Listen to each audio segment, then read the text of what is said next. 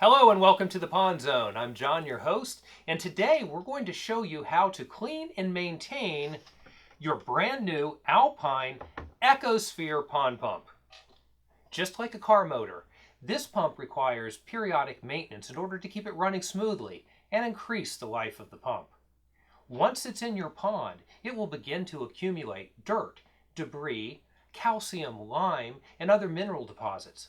Over time, the accumulation of these deposits will lessen the effectiveness of the pump and shorten the pump's life.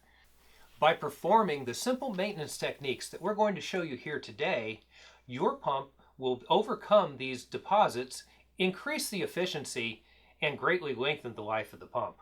Now, before you remove your pump from the water, it's very important that, for safety reasons, that you unplug it. You want to unplug the pump before you clean, maintain, or remove it for the water from any reason at all.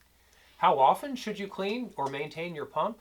That's actually going to depend upon two different things. First, anytime that you see the flow of water diminish from the pump, you're going to want to check two things. First, you're going to want to check the tubing that runs from the pump to make sure that it's not kinked, bent, or that there's nothing blocking the tubing. Now, after that, you're going to want to check the physical screen of the pump. That screen is to keep out large debris, but sometimes leaves or grass or dirt will accumulate on that, and it will restrict the flow of water going to the pump. So you can clean that off with a hose and some water. Once a year, or if you remove the pump from the pond for the winter, is a great time to do a thorough cleaning of the pump. Once you disassemble the pump, you're going to take the motor and you're going to place it into a bucket filled with water and about 2 ounces of CLR. CLR is a great over-the-counter cleaner that removes calcium, lime, and rust and other mineral deposits. Those are the deposits that we talked about earlier that accumulate on the pump and reduce its efficiency. So let's go ahead and disassemble the pump. We'll start by removing the pump outlet. Unscrew the outlet. Once you have it off, remove the O-ring and set both aside. Now you can either use a screwdriver or a drill to disassemble the pump. First, we're going to go ahead and undo the latches and then pop out the top. Now we're going to undo the brackets that hold the pump in place. Using the drill or the screwdriver, carefully remove the bottom bracket and set aside. Then, remove the screw that holds the cord in place. Now go ahead and remove the top bracket and carefully set aside.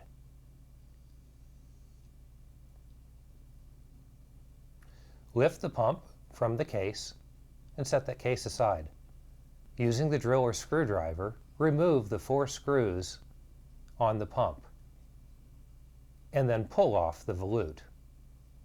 Set that aside. Remove the gasket and then firmly pull out the rotor. To reassemble the pump, take the rotor and notice that there are 3 notches that correspond to places on the pump. Next, take the gasket and using a little bit of 3-in-1 oil, work into the gasket to keep it nice and loose. Place the gasket back on the volute and the volute on the pump. Tighten the 4 screws using the drill or screwdriver, but being careful not to strip out the screws. Now we'll place the pump back into the stand.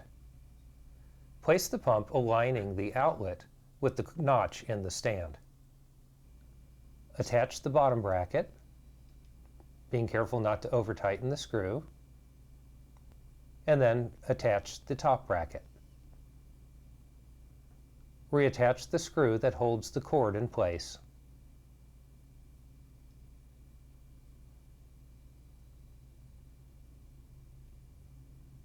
Position the top of the cover over the bottom and align with the pump outlet. Close the 4 latches and snap the back bracket into place. Using a bit of 3-in-1 oil, lubricate the O-ring before placing back in the pump outlet. Then reattach to the pump.